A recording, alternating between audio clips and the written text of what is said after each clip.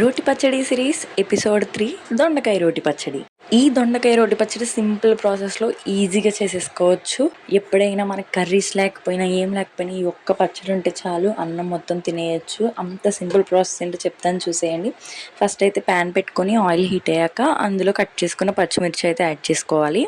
పచ్చిమిర్చి బాగా ఫ్రై అయ్యాక అందులోనే సన్నగా కట్ చేసుకున్న దొండకాయ ముక్కలు అయితే యాడ్ చేసుకొని దొండకాయలు బాగా మగ్గించుకోవాలి.